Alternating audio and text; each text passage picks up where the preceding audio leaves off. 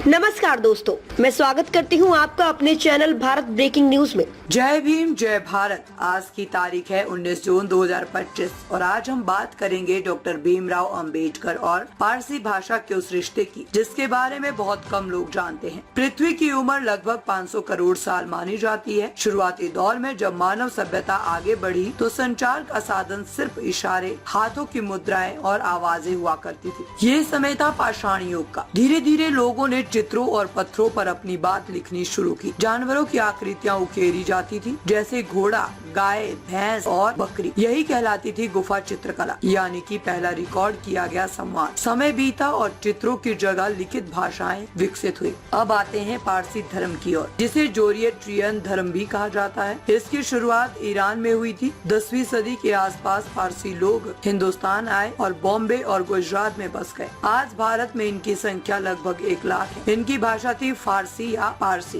British काल में पारसी भाषा को स्कूल में वैकल्पिक भाषा के तौर पर पढ़ाया जाता था। साल 1907 स्थान एफ्लिस्टन हाई स्कूल बॉम्बे, यही दाखिला लिया था भीमराव अंबेडकर ने। वे संस्कृत भाषा पढ़ना चाहते थे। उन्होंने 17 मई 1909 को आवेदन भी दिया, लेकिन स्कूल के प्रिंसिपल ने उनका आवेदन ये कहकर खारिज कर दिया कि संस्कृत देवताओं की भाषा है और इसे केवल ब्राह्मण ही पढ़ सकते हैं। अंबेडकर बहुत दुखी हुए, लेकिन प्रिंसिपल ने उन्हें पारसी भाषा पढ़ने की अनुमति दी। यही से शुरू हुआ डॉक्टर अंबेडकर और पारसी भाषा का गहरा रिश्ता। साल 1912 तक जब उन्होंने बीए की डिग्री पूरी की, तब तक वे पारसी भाषा में निपुण हो चुके थे। अब जानिए कैसे इस भाषा ने उनके जीवन को बदल दिया। पहला, डॉक्टर अंबेडकर ने उमर खयाम की पारसी कविताएं पढ़ी। उमर खयाम को पारसी भाषा का महान कवि माना जाता है। दूसरा, उन्होंने इस्लाम धर्म को समझने के लिए पारसी भाषा में लिखी हुई कुरान का भी अध्ययन किया। तीसरा, जब वे कोलंबिया यूनिवर्सिटी गए तो वहाँ नवल भथेना नाम के पारसी छात्र के साथ लिंग्विस्टन हॉल में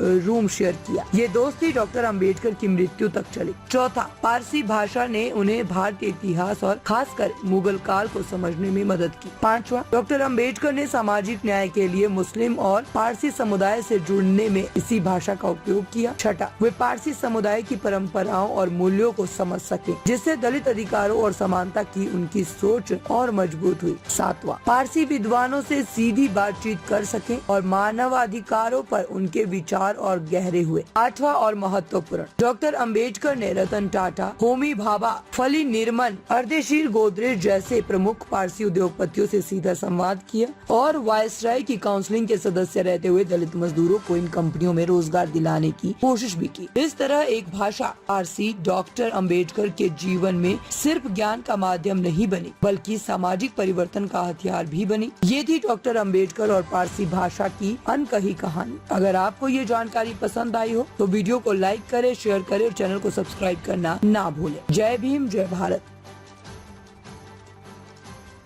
आपको कैसी लगी हमारी ये न्यूज, हमें कमेंट करके जरूर बताएं। लाइक करें, सब्सक्राइब करें और अपने दोस्तों के साथ शेयर करें।